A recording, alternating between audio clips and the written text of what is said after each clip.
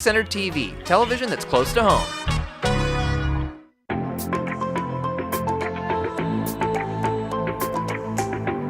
Stay tuned for the Splash Live.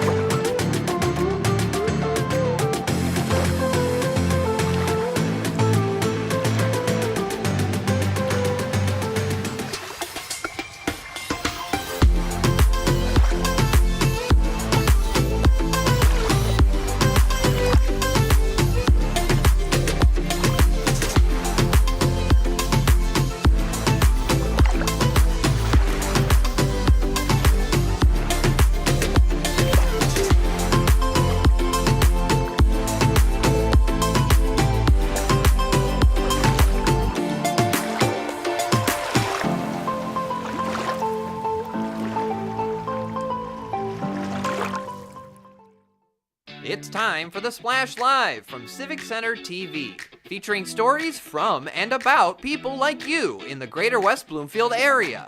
Simulcast on cable, 89.3 Lakes FM, social media, and the web. Now live from Green Media Center on Walnut Lake Road, it's the Splash Live. Live, local, social, it's the Splash Live on Civic Center TV and 89.3 Lakes FM. I'm your host, Jake Schaff, going over all of the biggest news and events from right here in Greater West Bloomfield and beyond. There have been some major government declarations recently, both on the state level with Governor Gretchen Whitmer's recent State of the State address and on the national level with President Donald Trump's joint session of Congress. Here to help break everything down and share some insight, we have State Representative Noah Arbit joining us right now on The Splash. Noah, good morning. Thanks for having me. Absolutely. Always love having you on the show. We got a lot to get into. Let's jump right into it. With Governor Gretchen Whitmer's recent town hall to the state, what have been your thoughts on that recent address? Sure. Well, one of the things that I thought was really exciting to hear from Governor Whitmer's State of the State address was her focus on cutting red tape for development, for permitting, for licensure requirements, for, making sure that, if people have a skill that they acquired in Ohio or New York or California, if they want to move here to Michigan and be able to practice their skill or their trade, making sure that we have some reciprocity in our licensure requirements, not, increasing red tape, but actually decreasing and cutting red tape for, every sort of project that you can imagine here in Michigan. We know that it takes way too long to build a home here in Michigan and really across the country. And so if we want to incentivize development, if we want to incentivize, building the cities of the future and the economy of the future, then we really need to work on cutting down the cost and the time, which redounds to the cost of, how long it takes to build a home,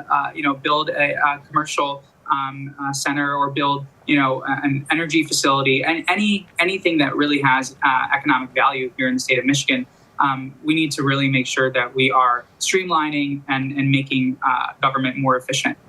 Of course, that's always what we want to see. We want to make things easier for everybody. And what impact do you see a lot of these declarations having on Oakland County and possibly Greater West Bloomfield? Well, I think ultimately, if we're able to reduce the amount of permitting and the time that it takes to build a home, ultimately, or an apartment building, any type of housing, it's going to lower the cost of housing, which we know right now is extremely high, and we are, statewide in a housing crisis, even here in Oakland County. In Greater West Bloomfield, we know that one of the things that West Bloomfield Township has identified is a missing middle issue, which means that, we've got large homes, the mansions, and then we've got, sort of the small homes that are, relatively inexpensive, but we don't have, sort of the missing middle properties, which, can appeal to, people of the middle class, really, right? And so that's something that I think the township is working on with the new master plan. It's how can we get more diverse housing stock into Greater West Bloomfield. And I know Commerce has been working on that, and certainly Kego Harbor has been working on that as well with their, Cass Lake business corridor area. So, a lot of exciting work going on in the Greater West Bloomfield area. A lot of these, statewide efforts that we're looking at, I think will only strengthen and benefit these local efforts. I think so too. It's going to make such a great impact here in Greater West Bloomfield. And I want to know how people like you, Noah, and other state representatives and people on that level are going to be helping Governor Whitmer with achieving some of these goals. Sure. Well, whether there needs to be legislative action taken to repeal some of these requirements or some of these, licensure requirements or, the red tape on permitting, all of that reform would happen legislatively.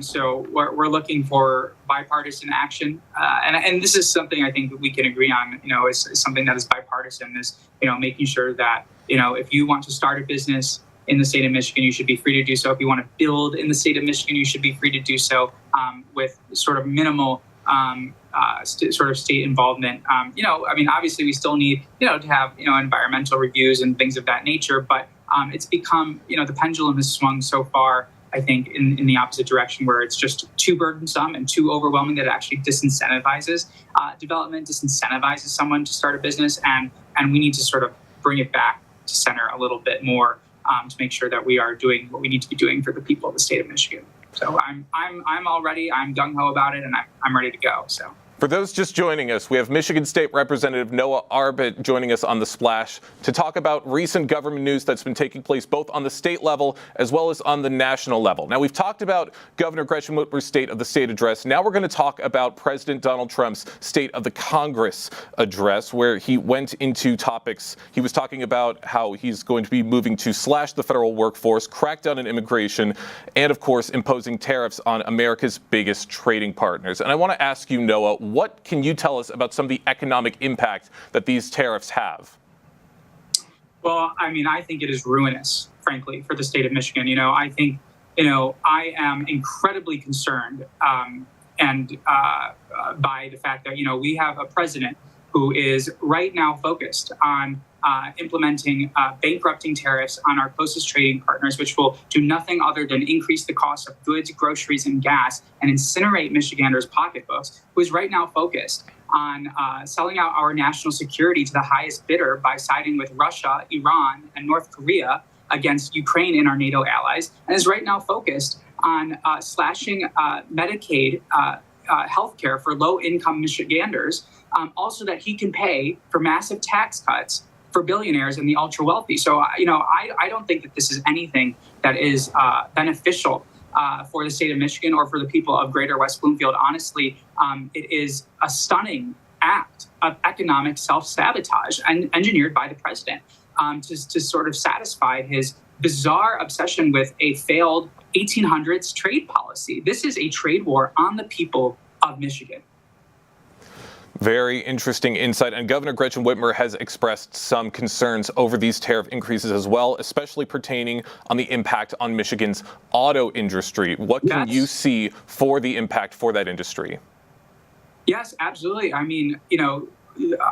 Every indication is that the cost of cars will increase by $3,000 to $12,000 on every vehicle, making cars more expensive, out of reach for everyday Michiganders, and making our exports less competitive globally, plays right into the hands of Detroit's competitors. That's Germany, South Korea, Japan, even China as a growing auto manufacturer. So, I am incredibly concerned. I don't understand why someone who, proclaims to want to make America great again would seem to reach for the bluntest instrument that is going to do nothing other than tank our economy.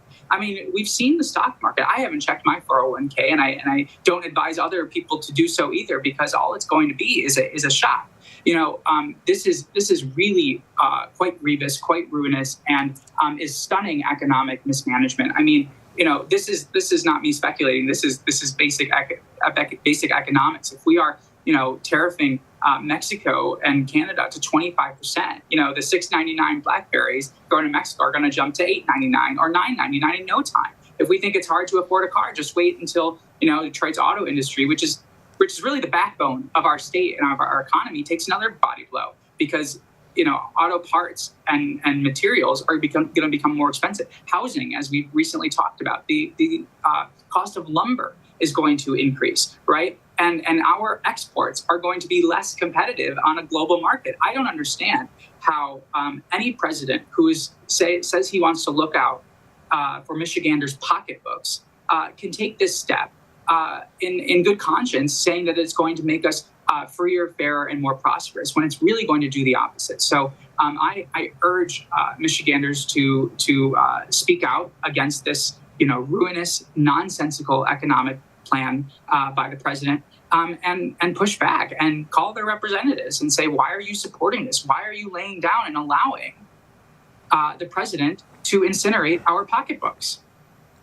Well, we're going to have to wait and see just how much of an impact these tariffs are going to have at the national level. Once again, for those just joining us, we have Michigan State Representative Noah Arbit talking about some of the big government news that's been taking place on the national and the state level. And Noah, you're going to be having some big events coming up yourself. You are going to be a part of the hate crime prevention town hall that's going to be taking place in May. What can you tell us about that? That's right. Yes, I'm hosting a town hall in May, on May 7th, on hate crimes and extremism, really talking about the new law that I wrote and that we passed, the Michigan Hate Crime Act, and how that's going to impact our community, how we can all, I think, take on hate and extremism here in our own community, in our own lives, and this growing radicalization. How do we take steps to really reduce that harm in our own communities, and giving people, really concrete, actionable resources, knowledge, strategies to take action in their own backyard, in their own communities. I'm bringing in Attorney General Dana Nessel, who is our state's top prosecutor and has prosecuted hate crimes, as well as Dr. Cynthia Miller-Idris, who is a renowned author, scholar, and expert on radicalization and extremism. She runs a very pioneering research lab in Washington, D.C. That has received grants from the Department of Homeland Security and is recognized internationally as really taking a public health approach to radicalization and seeing how we can really ameliorate radicalization and the downstream effects of extremist violence. So I'm really, really excited about this event and really encourage everyone to come and learn. It's going to be a great learning opportunity. Sounds like it is. Quite the lineup and such a great opportunity for everyone in the state of Michigan. Noah, we loved hearing about your thoughts on everything today. Thank you so much for joining us on The Splash Live. Thanks for having me. Powerful insights and important perspectives on the state level. We appreciate Noah Arbit for stopping by and for sharing his thoughts on all of this big government news that's been taking place as of late. The Orchard Lake St. Mary's boys basketball team continued their quest for another state title on Tuesday night with a chance to compete in the regional finals on Thursday. Civic Center TV's Tyler Kieft brings you the highlights that he saw firsthand last night. The number one Eaglets one step closer to repeating as D1 champs took their stacked squad north to Rochester Adams for the regional semifinal against the Grand Blanc Bobcats. From the jump, it was a game of pace and finesse. Jaden Savory getting an early board and put back. St. Mary's strikes first. Shooting woes hit both teams as Orchard Lake took an early lead, but things would pick up for the Bobcats not long after with a pull-up J off iron and a putback by Emmanuel Cooley finally saw Grand Blanc get on the board. Not long after the Bobcats get it going on the perimeter, Kasten Sendry fires and fills a triple, but O-Lake's Sherrod Barnes puts on the Jets and answers back. Eaglets up 3 midway through the first. It would stay close and stay physical to the buzzer. Under 30 seconds to play in the opening frame, Trey McKenney kicks it to the corner, where it's a no-go for Barnes, but there's Luke Crichton on his pogo stick, up high and through nylon for the putback. Eaglets, after one, up 14-13. On to quarter number 2, where scoring was at a premium. Misses aplenty as the Eaglets and Bobcats were keen to run, and both teams hit a cold streak until this. Iron, board, long ball, and it's a football school too. Trey McKenney gets the catch and a lay-in. O-Lake strikes first, 16-13. A few possessions later, from a Michigan man to a Spartan dog, Jaden Savory gets gritty with the physical post shot. Orchard Lake goes up 8. But here come the Bobcats. Sendry goes yard to Cannon for the acrobatic lay-in, and a foul. Just like that, Grand Blanc is back in this thing 19-20 in favor of Orchard Lake. And it would stay close right to the buzzer, 6 seconds left. It's Emmanuel Cooley breaking ankles, launching a tray ball, and hitting a buzzer beater. We're all tied up at 24 at the break. On to the third quarter, and for Orchard Lake, the Beasts have awakened. They turn to 5-star senior Trey McKenney from deep for a pair of early threes while they're trading leads. Then some separation. Western Michigan-bound Sherrod Barnes hits a pull-up J, gets an outlet pass from McKenney, and gets to the charity stripe to extend the lead. But he's not done. Shortly after, Barnes pulls up from downtown Rochester and calls heat check. Eaglets expand their lead even further to 14. It would get no easier for Grand Blanc, punishing St. Mary's defense, limiting space, and stopping shots. After 3, Orchard Lake is up 53-35. On to the fourth quarter, Sherrod Barnes kicks it off with a rip-up and a return to the Orchard Lake hoop. Then Trey McKenney gets a taste, and the Eaglets limit opportunities on defense to help themselves inflate the lead. Orchard Lake is up 20 points midway through the fourth, and they would not look back, getting the young fellas like Mateen Cleaves Jr. involved, as does sophomore Peyton Kemp, as he kicks it to Aiden Hanks.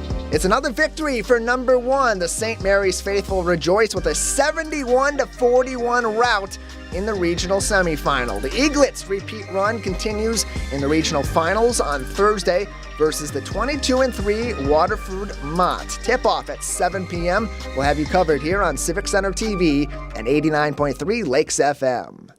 Man, talk about a dominant performance. Tuesday's big win came on the backs of the upperclassmen, stepping up in the second half for an eventual 30-point run-away win. My goodness. Civic Center TV's Tyler Keefe spoke to one of the players of the game, none other than Mr. 1,000 points himself.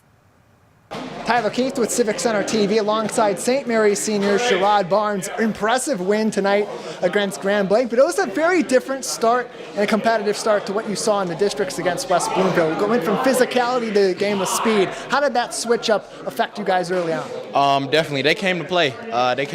And we came out super slow. And we needed that test to come out and just get that battle test. We can be ready for the next game, for sure. And it was a slow first half as well. It ultimately came out to be tied at halftime, but you guys came back the second half with a head of steam, really shooting the lights off. What changed in those next 16 minutes? For sure. We just trusted our work. We've been here before, and we have the maturity of the seniors on our team, and we just locked in. Coach got on us at halftime, and we used that as motivation to keep moving forward and lock in.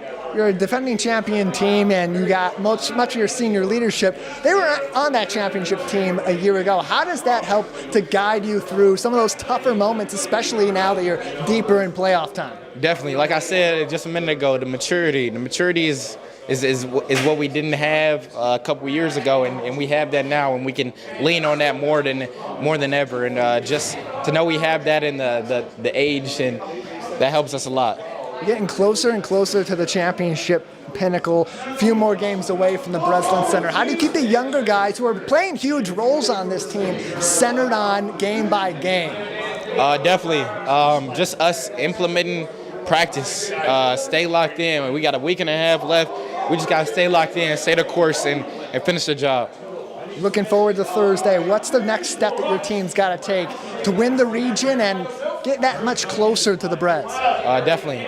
We can't come out slow anymore. That's the last game we're going to come out slow. And I take that on as a point guard for sure. That won't happen again, and that's going to be the step that we change. Another prolific victory for the Eaglets. They're back here at Rochester Adams on Thursday night for the regional championship. Alongside Sherrod Barnes, I'm Tyler Keefe, Civic Center TV. It has been a very big year for the Eaglets, winning the 2024 D1 Boys Basketball Championship, then following it up with a football title in the fall. Tyler Keefe spoke to one of the leaders behind St. Mary's recent success before Tuesday's game. Tyler Keefe from Civic Center TV alongside Orchard Lake St. Mary's Athletic Director Jermaine Gonzalez. The Eaglets competing for back-to-back state titles in boys basketball. It's an exciting time to be leading the athletics department at Orchard Lake St. Mary's. Multiple titles across multiple sports in the last calendar year. Yeah, it's a great feeling and a blessing. Like I said, the boys been working hard. They compete, work hard all year round. I'm excited for them to see what they do with this next run. And this boys team, having won last year, they're back again this year, #1 team in the state. Pretty exciting feeling as you get this far into the playoffs. How confident after last year's title are you in their ability to maybe even have an easier run back in 2025? Well, we know nothing is ever easy. I think this group been playing together, or at least the core senior group has been playing together since their freshman year. So a lot of chemistry there, and now we got a lot of young talent surrounded those senior guys. So I just think it's a good group of guys, talent. Ty got them rolling right now, and I'm excited for what they can do.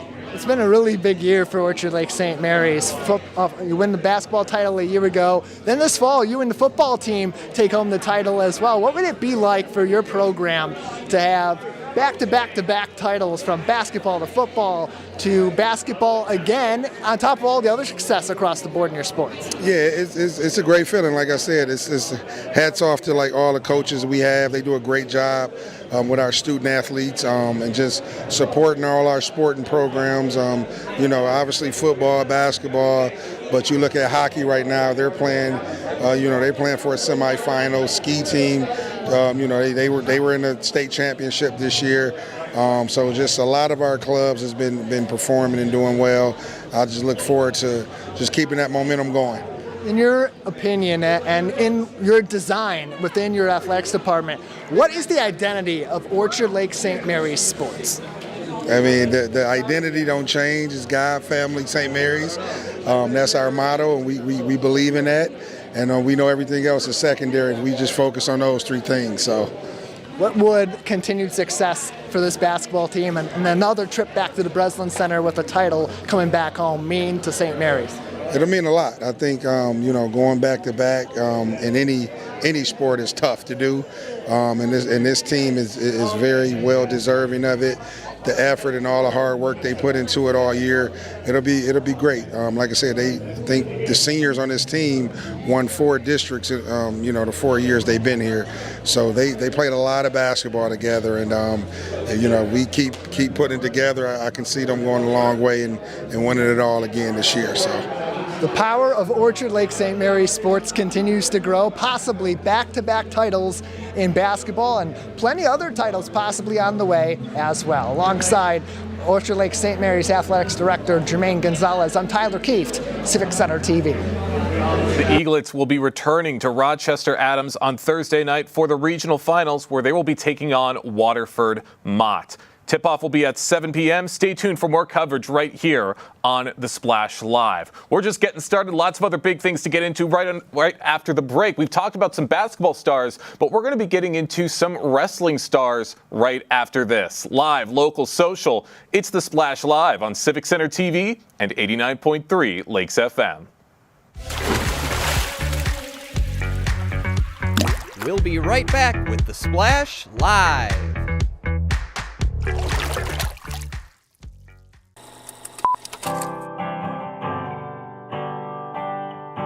Bringing you stories and memories from West Bloomfield. Civic Center TV, television that's close to home. When I was in foster care, I never knew when I would have to move, so I always had my suitcase ready to go. Then one day, I was adopted. My new parents opened their hearts and home to me. My parents cook my favorite breakfast for me every morning. My parents take me on trips I never thought I would go on. They gave me a home and an even better reason to use that suitcase.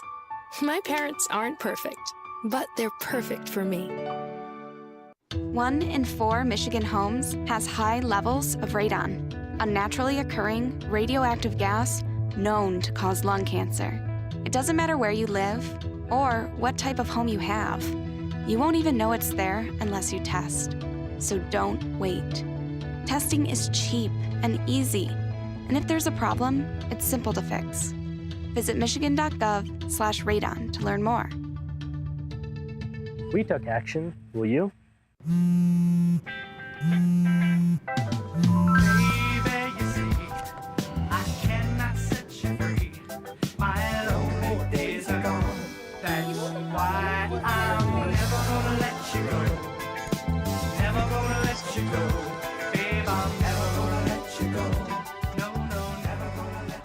Here you go. Thank you. Thank you.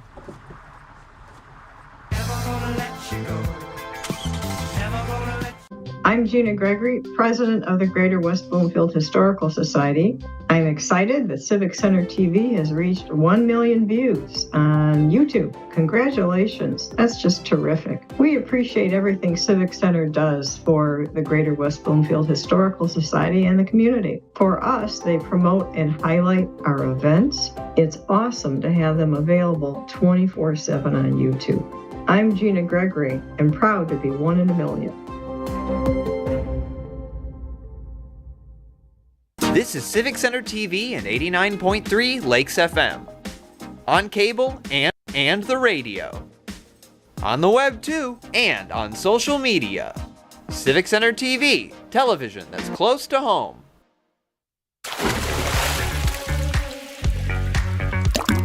And now, back to The Splash, live. Live, local, social. It's The Splash Live on Civic Center TV and 89.3 Lakes FM. I'm your host, Jake Schaff, going over all of the biggest news and events from right here in Greater West Bloomfield. Here in Greater West Bloomfield, we highlight a lot of sports stars, whether they're in football, baseball, basketball, but one sport that we don't talk about enough is wrestling. And just recently, the West Bloomfield wrestling team was shining at the MHSAA Girls State Champions with their athletes earning all state honors. Such an incredible achievement. Here to talk about the wrestling team's recent success, we have West Bloomfield girls wrestling coach Andrew Nadir and one of their wrestlers, Tamari Kizanishvili, joining us right now on The Splash. Good morning to the both of you. Good morning.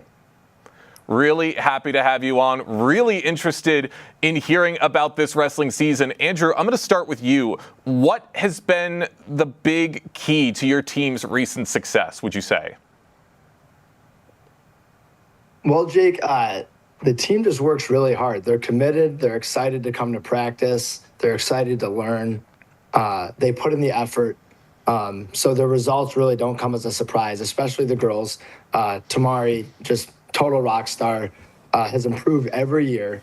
And this year finally got on the podium, took third in the state, gave herself a great shot to win the state championship, along with our other girls. And it really just a testament to how hard they work in practice and the attitude and charisma they bring to the wrestling room every day to get better and have fun while they're doing it.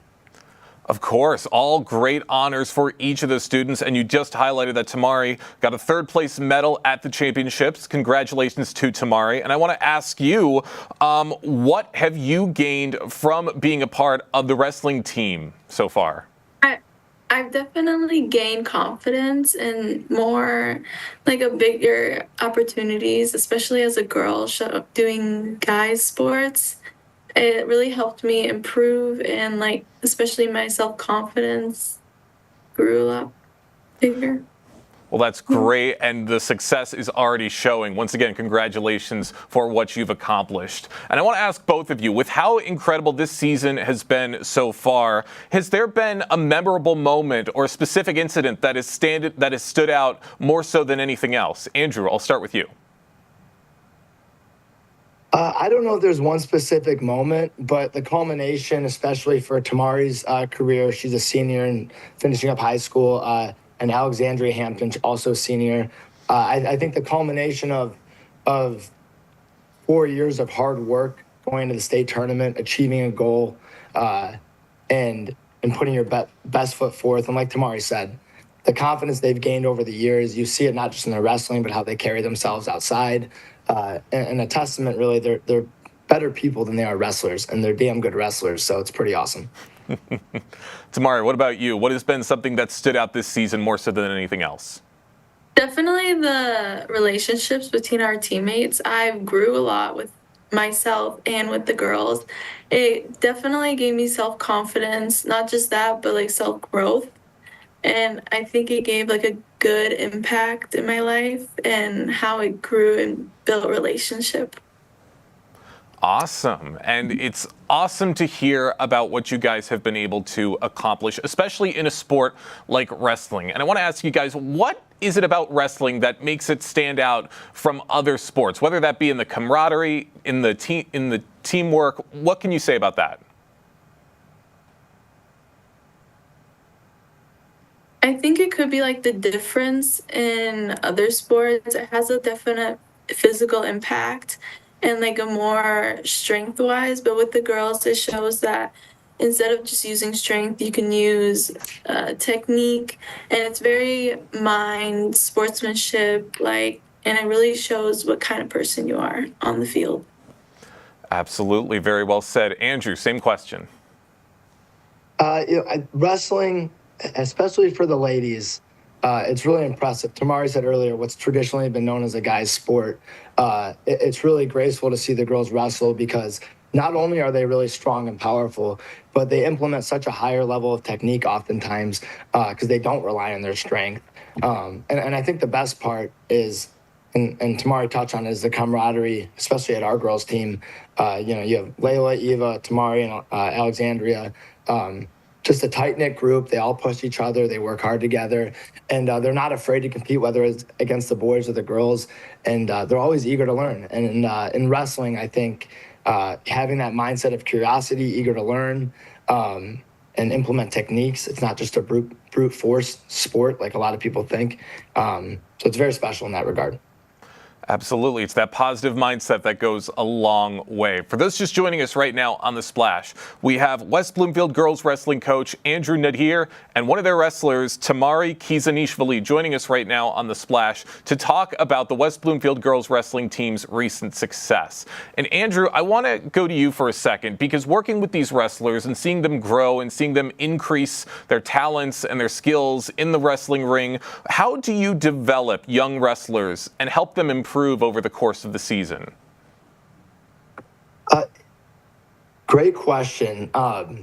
One thing always when you get into high school, a lot of wrestlers have habits and whatnot. It's really just going back to your fundamentals, basics.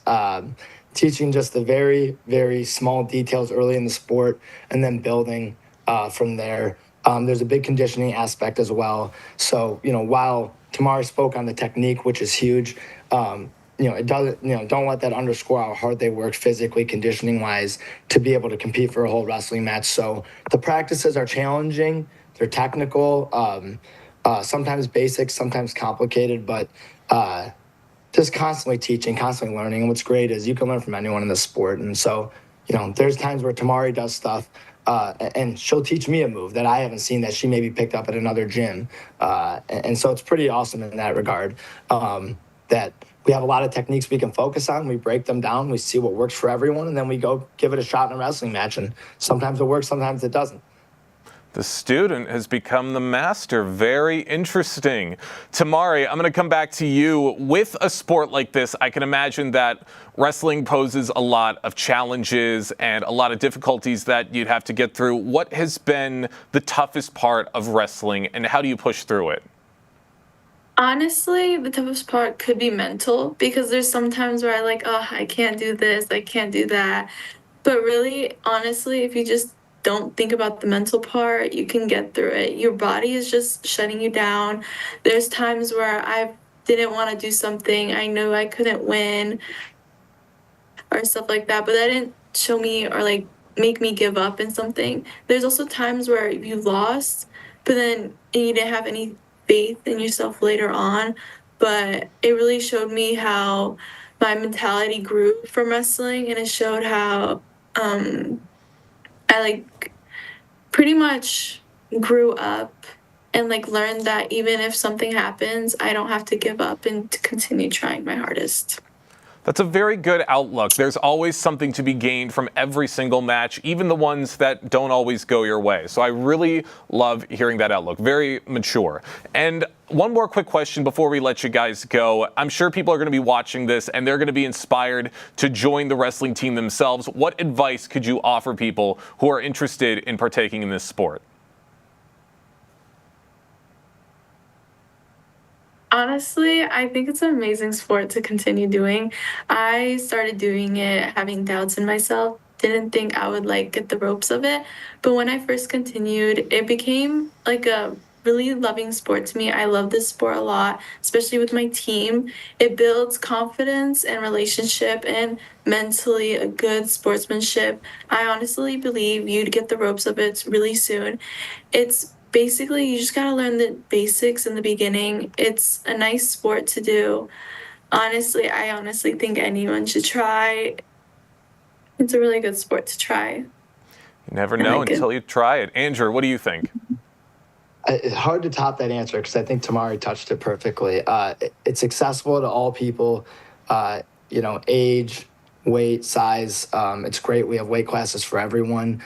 I would really say shows Tamari's maturity that at a young age she already knows the biggest thing I think the sport gives you is self-confidence and self-growth. And whether you're good or bad, I think everyone should try wrestling because once you step on the mat, you test yourself on a different level than you've tested yourself before. And just surviving one practice gives you a lot of confidence. Going back to the classroom and interacting with your friends. And then you have a lot of camaraderie in wrestling because it is a challenging sport. You're beating each other up all practice, and then you're going out to dinner and eating together afterward. So just imagine that. It is a very challenging sport, but you guys have made it look easy. Congratulations once again to all of your success. Can't wait to see what's to come in the future. Andrew, Tamari, thank you both for joining us today on The Splash Live. Thank you for having us. Absolutely. Really love hearing about a sport that you don't hear talked about as often as you hear about football, baseball, basketball, all those sports. So once again, congratulations to the wrestling team for all their success. Can't wait to see what's to come in the future. Yesterday was Paczki Day here in Greater West Bloomfield, which means people everywhere were celebrating the beloved Polish holiday by chowing down on delicious paczki. And that fun tradition made its way over to Orchard Lake St. Mary's. I had the chance to attend their Paczki Day celebrations and heard from Anya and Maria Biachuk of the Polish Institute of Culture and Research to hear why this holiday is so important for them and the students. So on this wonderful Paczki Day, we've seen hectic, but a good hectic. We have different flavors of strawberry, raspberry, and custard. The kids coming in, I feel like this is a great way to bridge the culture of, first step in, because Orchard Lake was founded by Polish priests, to have that extension of the culture, the heritage of, this is a little taste of that, and it's been great. It's been a good controlled hectic. What have you seen from the students as they've enjoyed the paczkis? What we've seen is curiosity they ask, what's the correct pronunciation, what flavors there are, and and just conveying that it's a donation from the institute, and we're happy to continue that tradition. Although the treats were delicious, Anya Biachuk of the Polish Institute of Culture and Research reminded everyone that there's more to take away from today than just the delicious food. You come in, you're learning all day long, you come in for lunch, and there's a sweet treat waiting for you. It's pretty exciting, but also it's a good opportunity to start asking questions. What does this holiday stand for? Its history, when did it get started?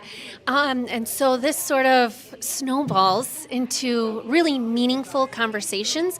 And these kids, they remember this day. We've been doing it for the last few years. It's a really unique tradition that we have here on campus. Kids, they look forward to it. They say, is it happening? Depending on the student's winter break. We're thankful because of Polish tradition. We have a little bit of flexibility. In Poland, Fat Tuesday is actually celebrated on Fat Thursday. Because of the students' winter break, we're celebrating it today here on U.S. standards as Fat Tuesday. But just genuine excitement, happiness, and curiosity about the day. We always laugh. We always say, oh, PSA, right? It's a public service announcement. On the day of Fat Tuesday, we say Pączki is plural, Pączek is singular. It's just exciting. It's a good time, and this is one of those core memories that is really embedded in these students' minds, and we're just thankful to be a part of it.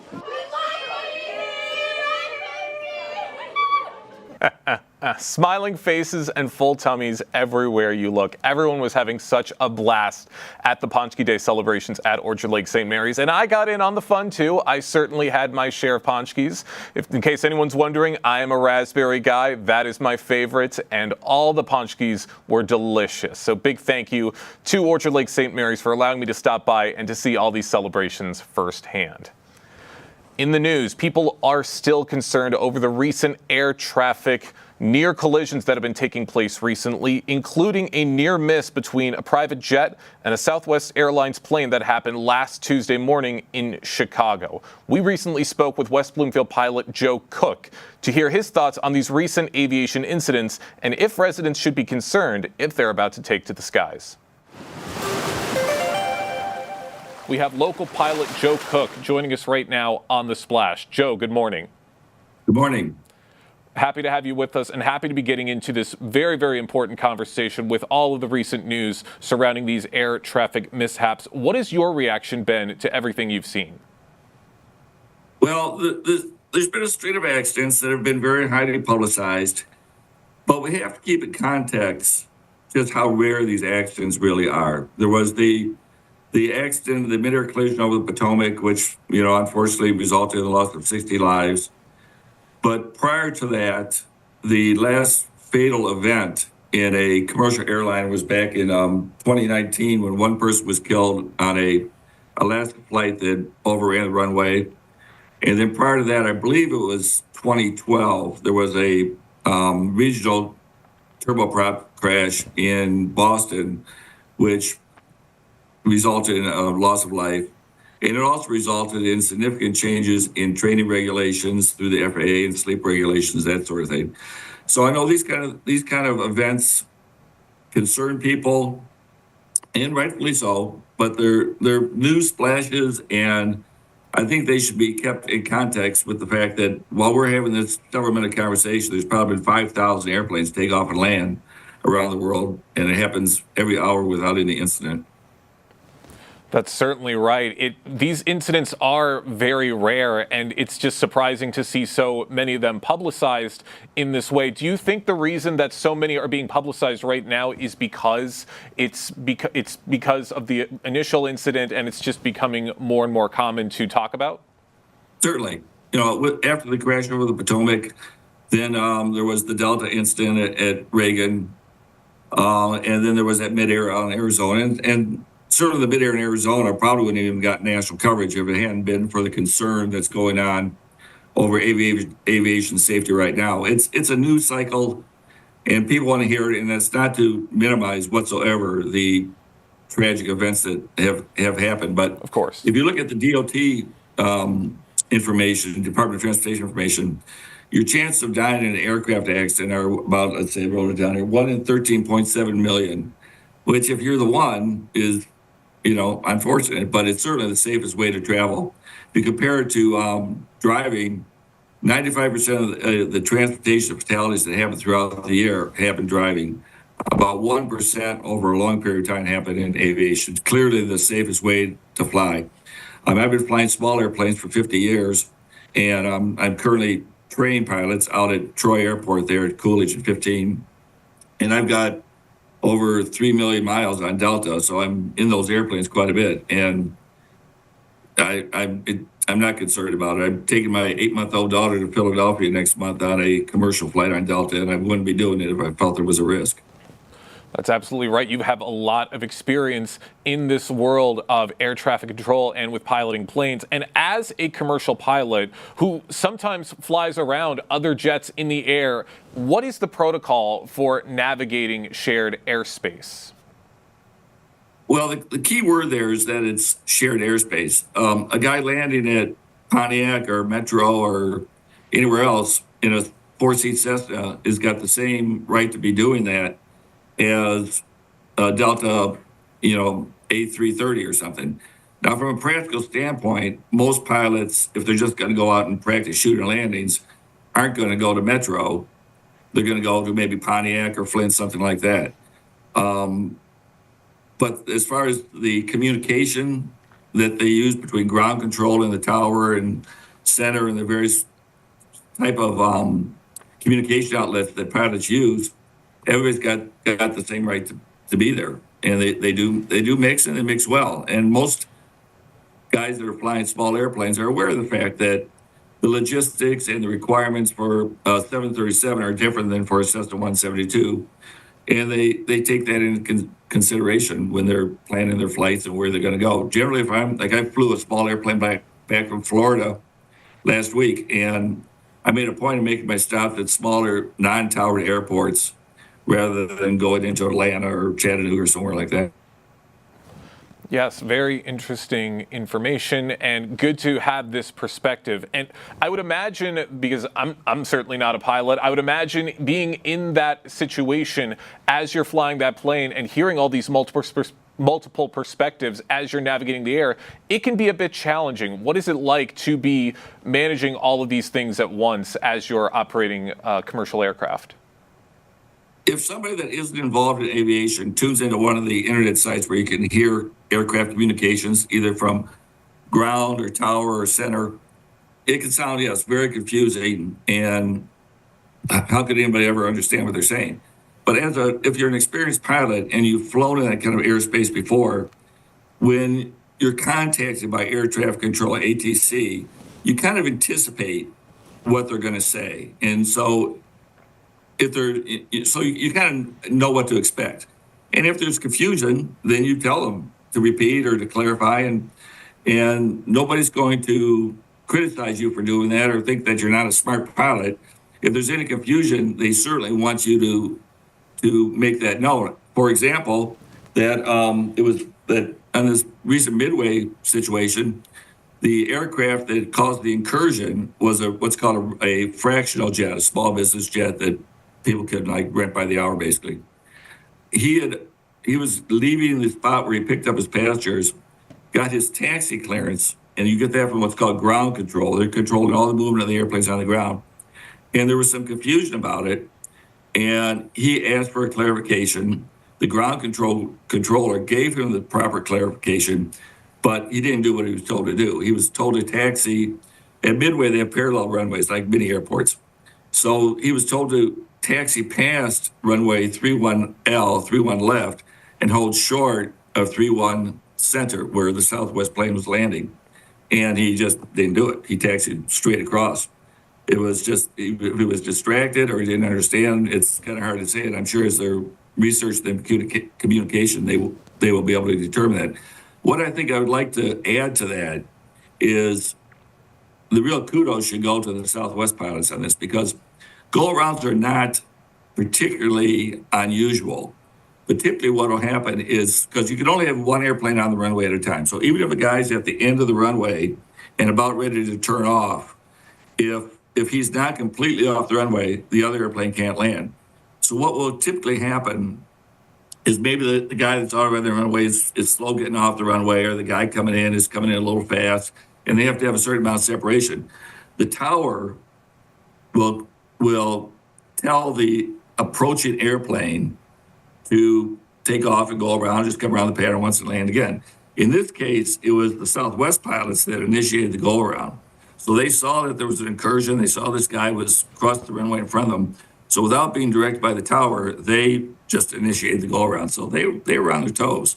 And because in that segment of flight, it's very easy to be, directed at what you're doing and looking at your instruments and preparing for the landing, but they were keeping their spatial orientation intact. They saw the airplane and they did the go around and saved a possible tragedy.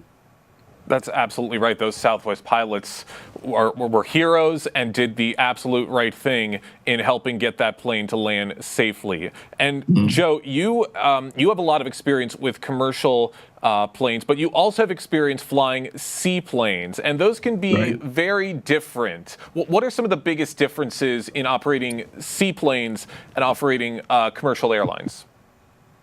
Well, when you're operating, like when I own an amphibious aircraft, which I probably have annoyed some people over on Walled Lake and Orchard Lake by practicing. I go over there and practice landings. The difference is when you're landing, like out of Troy Airport or Pontiac Airport, you're taking off on a runway that's not changing. It's concrete, and you're taking off the same runway every time you go. Where when you're landing on a lake or any body of water, the water is different. You know, the wind's coming from different directions. It's causing ripples. It's causing various waves from boats and from the wind itself. And the other concern always is that at an airport, you pretty much know and you can see very well who's on the runway or who's approaching the runway, or if you're landing at a controlled field, they're going to tell you who's approaching the runway and if you're cleared to land. When you're landing on a lake, you've got, paddle boarders and other boats and although, a lot of other activity. So it can be a bit more challenging making sure that everything's safe. But the actual operation of the airplane, once you're off the ground, it flies pretty much like any other airplane. It's one of those airplanes you can land on the water more than once. Well, it's very fascinating to hear about all of these differences, and very fascinating to hear about your perspective on these recent mishaps that have happened all across America. Joe, one more quick question before we let you go. What are some of the biggest safety perspectives that people can look at with observing these recent mishaps? Well, I think they should keep in mind that statistically, clearly, aviation is the safest way to fly. You're much more inclined to be in a car accident than you are in an aircraft accident. I read one statistic one time that if the day you were born, if you flew every minute while you were alive, you'd be involved in an aircraft accident when you were 54 years old. So it would be nice if we could say that absolutely, you get on an airplane, you're going to get where you want to go without having any problems. That's probably not realistic, but certainly people should not be apprehensive about getting on an airplane due to the recent and well-publicized string of aviation events that have occurred. And again, if one that happens is a tragedy and we hate to see it happen, but the reality of our life and our world is that sometimes things are going to happen, and it's unfortunate, but always keep in mind that the pilot is the guy that's making the guy in the left seat is the guy that's making the ultimate decision. And if there's an accident, he's going to be the guy that gets there first. So he wants to make sure that it's going to be a safe flight. Very reassuring words. Joe Cook, we thank you so much for your time and joining us today on the Splash Live. Thank you. Appreciate Joe for his words and for hopefully putting a lot of people at ease who are making plans to be hitting the skies very, very soon. Hopefully this will put their minds at ease and will make them feel a lot better about flying. March is Reading Month and also Women's History Month, celebrating the impact of women authors like India Canty on children's literature. Her books like The Magical Shell showcase Black and world culture to inspire young readers. And Indea is joining us right now on the Splash Live right now. Indea, good morning. Good morning. How are you? I'm really good. Happy to have you with us. We learned a little bit about you at the recent Black Expo just a few weeks ago. Yes. What inspired you to write children's books? I want to get into that. My inspiration was my daughter. I never had set out to be an author or to be a writer or anything, but through just raising my young daughter and finding out that she was delayed in speech, finding out that she needed extra attention when it came to reading, when it came to word recognition and developing language, put me on this path of being a writer. Wow, it's always things like that put you on a path that you never realized you were going to take in the first place. And I never guessed I would have been an author, never desired it. And through reading the books that were recommended for speech development, and I realized there was no storylines that we could connect to and no characters that we could relate to either. And I said, why don't I just write my own books? And I did. Well, you're already off to an incredible start. Your book, The Magical Shell, won a 2023 Book Fest award. Congratulations for that. Can you tell us about that story and what that recognition meant to you personally? So I published my book December 2022. So it was mid-December, and by the time spring came along the next year, I said, why don't I just send it in and see if it'll win an award. I know my book is award worthy. And of course, social media somehow read my brain. I don't know how it does that, the algorithm, and it sent me the Book Fest Awards. So I said, this is weird. And I said, okay, I'll go ahead and I'll submit my book there. I submitted my book there and I said, actually, let me submit my books to several places because I know I'm going to get an award. I just knew I was going to get an award on this book. I submitted it to 7 places, and 4 out of the 7 places recognized my book. The first one was the Book Fest Award, and they sent me an email saying, hey, your book won an award. And I was just like, wait a minute, I just sent it in. Is this a joke? I almost didn't believe it because it happened so easily. I'm like, does it happen this easily? And then I just got another email, indie authors, and another one, Book Excellence. And I'm like, this is like so bizarre that all these places are saying, hey, your book is being recognized. It won 2nd place, it won 3rd place, it won runner-up.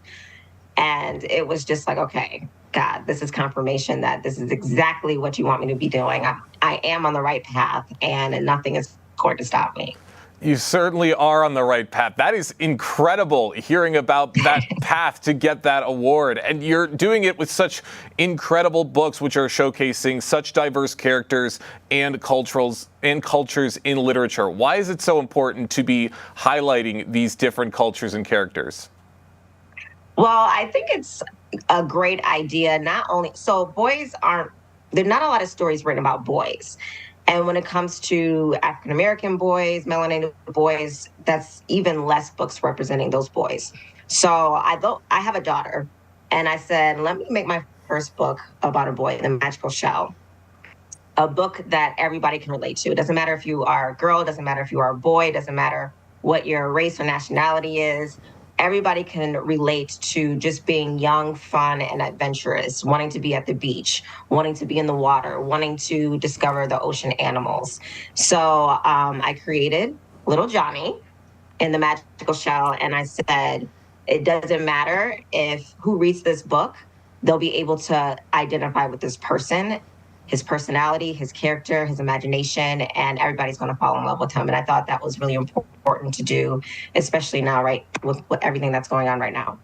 Well, everyone is falling in love with little Johnny, and they are loving the book. For those just joining us right now, we have Indea Canty, a West Bloomfield author, joining us right now on the Splash Live for March Reading Month and Women's History Month. And Indea, you emphasize positive affirmations and well-being in your work. How do those themes shape the stories that you create? I feel like it's important to allow children to discover who they are based on who God says they are. So building up their confidence and their faith at a young age before they enter into the world and before they start believing what other people say they are, or identifying with what other people think that they are or who they are. So I developed activity books and storylines that help children be able to just be more comfortable with self-discovery and affirming faith and affirming confidence. So I developed I See God. This has affirmations in it. It has prompts. It has journaling. And it will allow anybody at any age, whether you're a child, adult, teenager, to be able to start focusing on who they want to be in a more positive way and making it happen in reality. I like that. You're reaching out to not just the children, but also that there's something in there for the adults. That's really, really important. And hearing about everything that you're doing and this path that you're on, I'd imagine that there are several female authors and figures who have helped to inspire your writing journey. Can you list some of those? So I never set out to be an author or a writer. So I never had somebody that I looked to inspire the journey. But since I've been on the journey, Miss Rowland, the author of Harry Potter, has been a huge inspiration. I do wish to make The Magical Shell into a movie eventually. And I look at her story and think about where she started and how, just like that, she was able to have her books made into a movie. And I'm just like, wow, that is a huge inspiration for me. That's certainly right. Her books came a very long way. And I'm glad that you just touched upon the future for books like The Magical Shell, how you want to maybe turn it into a movie one day. And I want to ask, beyond writing, do you have plans to expand into other outlets, like maybe audiobooks or other forms of visual storytelling? Yes, I plan on coming out with YouTube, so a YouTube series for multiple books. I wrote 9 children's books. So right now, the future of my business is to not only publish those books, but to turn Magical Shell into an audiobook and turn it into a series on YouTube, and to look to find out where can this be made into a movie. So Magical Shell, I See God, and a couple of other books that I have in mind will be on YouTube. The Magical Shell will be a series, so there'll be a couple other books that are written about little Johnny. I See God is also going to be a series, and the books that I wrote about my daughter is going to be a series. So those are the 3 books that I want to turn into series on YouTube, audiobooks, and then as far as movies, specifically The Magical Shell. Wow, it's incredible to hear about all of these great plans you have coming up. We are running short on time, and Dea, I have one more quick question before we wrap things up. For parents who are looking to encourage their kids to read a little more, what advice would you give to make books and storytelling a bigger part of their lives? Buy the books, take them to the library, let them pick out whatever book they want to read, get them surrounded by books, and just make it a daily habit to read every day. It becomes more about the quality of time that's spent and what you guys are discussing more than reading. And that's kind of what helps develop the love of reading. It's the conversation within the books. It's the different storylines you get to talk about. It's the one-on-one time. So it's really about the whole experience rather than just the reading. So make sure when you do the reading, you create a nice experience around it as well. That's right. Make it a very immersive experience for the kids. That's such great information and great advice. And Dea, thank you so much for joining us today here on The Splash Live. Thank you. Thanks for having me. Absolutely glad to have you with us and glad to hear about all of your future projects. Can't wait to see what's to come with all of them. But that's going to do it for us today here on The Splash Live. I want to say a big thank you to all of our guests for stopping by today, for Tyler Kieft, Kevin McIntosh, and Calvin Brown for their work at Master Control. I've been your host, Jake Schaff. Live, local, social. It's The Splash Live on Civic Center TV and 89.3 Lakes FM.